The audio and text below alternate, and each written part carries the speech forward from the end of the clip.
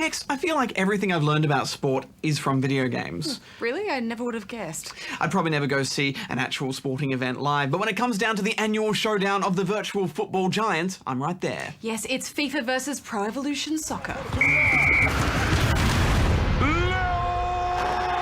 So many would take a touch and then... To Rob. Oh, he'll take it. Takes the shot. It's a goal. Tries from the way out. Finally comes the fight. And in comes the header. And it's Frank Lampard for the first goal. If I was to make some speculation, Hex, I'd say that FIFA fans and Pro Evo fans rarely change their stripes. So this isn't going to be so much of a comparison as more a double-packed review. True, but this year is a great example of why both sets of fans will be more than happy because, well, both games have such strong showings here. Firstly, let's tackle FIFA. FIFA 12 took some big risks last year with its impact engine and tactical defending. You weren't much of a fan, were you, Badge? No, not really. I didn't think the tactical defending was that much fun, and also the impact engine just made everything go a bit derpy. Well, if you'd like a bit of breakdancing out in the pitch.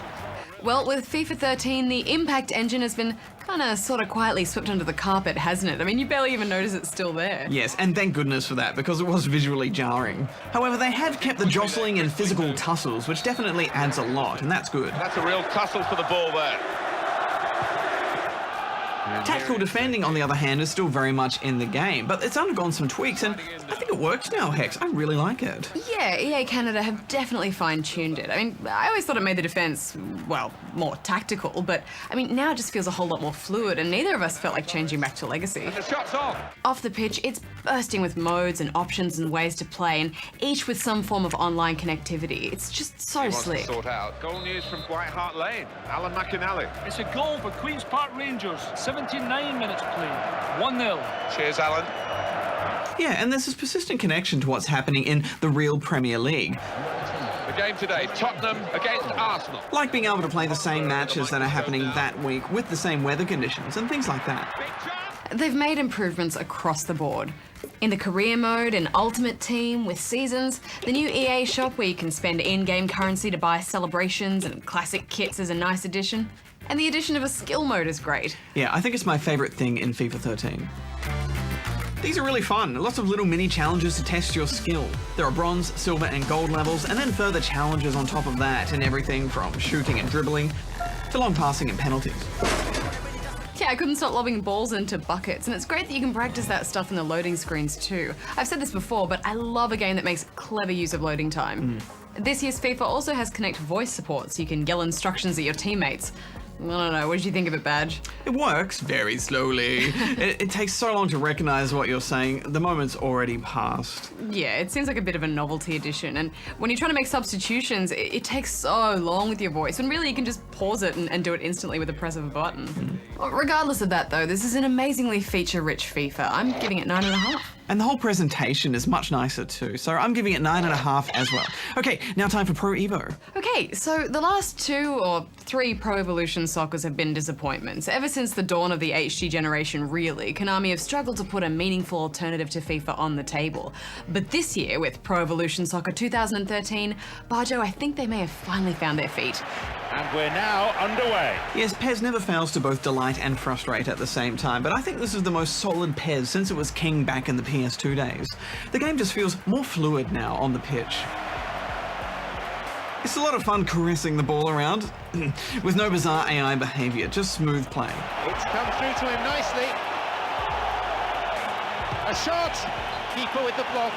Pro Evo seems to focus more on individual players' traits, which gives it a real charm, I think. For example, Messi's dribble is super nimble, but those bigger players really seem to lumber. I think PES has better looking players actually, at least facially, they're just more accurate and realistic. Especially when compared to EA's players who look like they've been generated in The Sims. Yeah, it's a shame they just can't match FIFA's level of animation though. Pro Evo is still decidedly quirky in that respect. It still doesn't bother to really hone in on that Premier League style of presentation. Maybe because they can't get any of the club licenses. They still focus on more of the South American and European leagues, and they do that extremely well. And he has scored! But they have added some polish in other areas. It feels more cohesive the way you jump in and out of online play in all of the modes. And back to how it plays on the pitch, it's much harder to get a goal in PES, but with that comes a lot more satisfaction when you actually achieve and work a really good goal.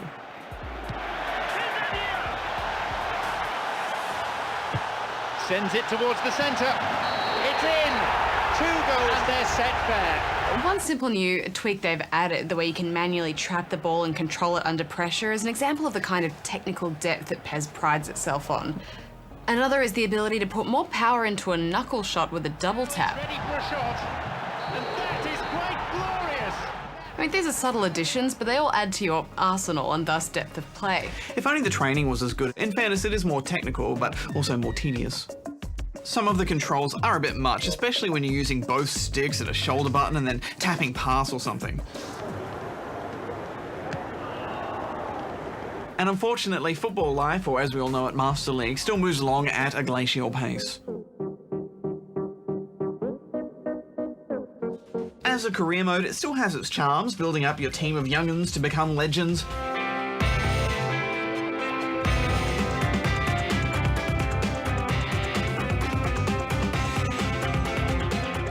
But it's just such slow progress from week to week. Man, it's still so old school. I just wish next time they'd completely overhaul the whole game. You know, you can't beat FIFA for its sheer wealth of content and gloss, but I think PES fans will be really happy with this edition, so I'm giving it 8.5 out of 10 rubber chickens. I'm giving it 8.5 as well. Now, next up, Tiny Power returns. Yes! Good game.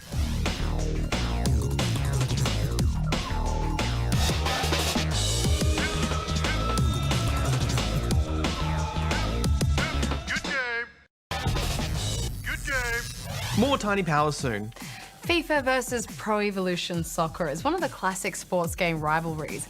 Each time when the yearly release comes out, we ask ourselves, which is the better game this year? I think FIFA has been edging it for the last few seasons, but it's always a bit of a David and Goliath battle of development budgets. Pereira.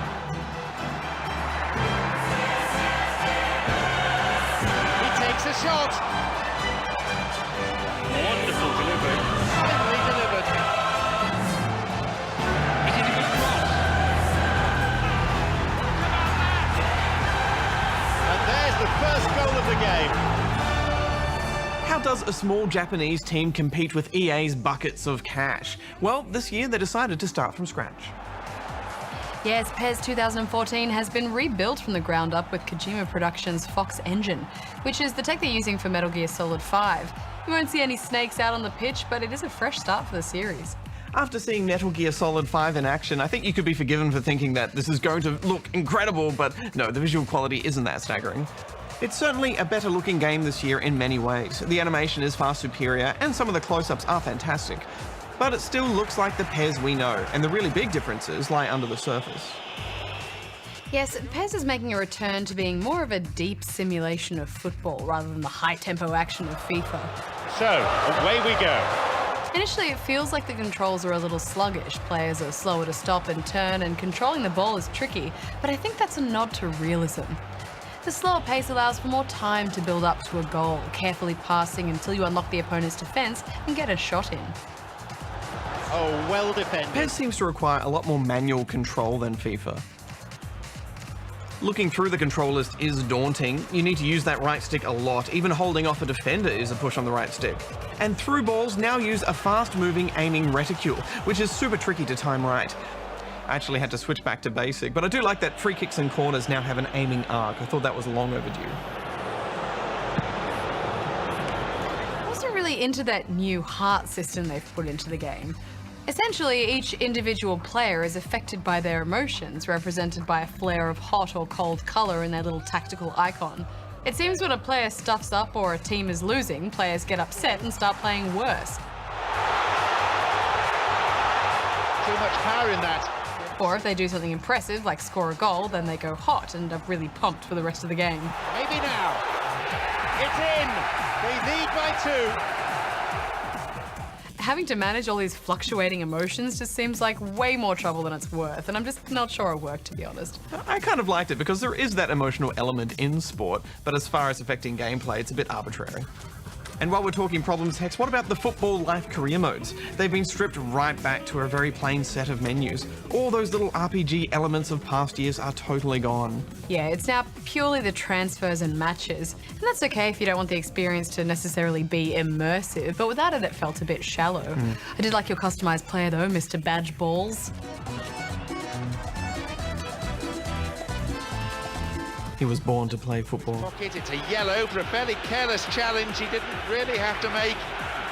Could have been another colour too. Certainly some sections of the crowd think red would have been more appropriate. Okay, what are you giving this year's edition, Barjo? Well, I think with PES, you really need to sit down and learn and practice it, and then you can master it and really appreciate the depth within the game. If you're willing to do that, it's satisfying. I'm giving it 8.5 out of 10 rubber chickens. I think that switching to the Fox engine was a good move, but as you'll see in the comparison with FIFA 14, there's just still so much that Konami needs to do to make this an irresistible alternative. It's 7.5 from me. Could be the last chance for a cross. Hits it. Oh, off the post. So unlucky. Okay, let's talk FIFA 14. EA Sports are lucky to be in a position of fine-tuning, building on last year's game to iron out the niggles. And the level of polish they've achieved with FIFA 14 is very impressive. Got to be.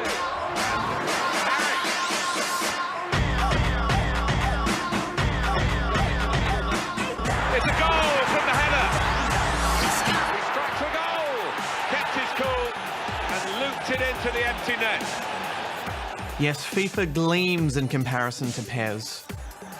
Everything is so colourful, crisp and snappy, and you instantly recognise how important it is having all those real-world club licenses in the game. It just brings it alive, especially club rivalries. Yeah, and you look back on the matchups between these two sides, there have been one or two feisty encounters, there's some rivalries out there, and it might be quite tasty. And listening to that amazing match commentary, they talk at such length and in such detail. It baffles me how they do it so well. Australia have actually taken a big gamble, moved into the zone of the where it's more difficult to qualify in Asia. They've qualified. Are they stronger than they've ever been before? Clive, you're quite right. The Australians now have a tougher qualifying campaign. I like the design of the menus. They've gone with tiles this year, Barjo. Tiles are so in right now. They're intuitive and they're clean and they're just nice. I think the thing that I really noticed playing FIFA straight after Pro Evolution Soccer is how much faster and more responsive it feels. That makes it an easier game to jump into, and it has a high level of energy that's just infectious. What a chance here. And hits it. Hit the bar and got in. Dribbling with the ball feels so sensitive and precise this year, and I think that's down to what EA is calling precision movement. Basically, they've made overall player movement more detailed. You can really jink about, and it feels good, and also the shots are more varied now, so that keeps the excitement up. I always like just giving it a go. You never know what'll go in. That goes back to Szczesny. Well, that's a crazy moment, a rare moment. Thrilled to see it, really. The goalkeeper has got a goal. FIFA's career modes have a level of immersion that PES just doesn't, and the game is always drip-feeding you skill points and rewards to make you feel like you're constantly achieving. He's in here. He goes for goal. PES just feels so serious in comparison, doesn't it? Yeah, we haven't played the Xbox One or PS4 version of this game, and it might actually be quite different because it uses a new engine. At least with this current-gen version, there are no jarring new additions, like when they first added that derpy collision system, remember? By the same token, though, some people might feel that this year's FIFA doesn't add anything really meaningful or any kind of advancements over last year's game. I think if you want a football game with deep online connectivity and something you can just jump into with friends and have a quick kick about, FIFA just wins. I'm giving it 9 out of 10 rubber chickens. Yeah, FIFA just offers so much that it's really hard to fault, so I'm giving it 9 as well. Now we return to the manor of Dave Callan so he can impart some more gaming wisdom.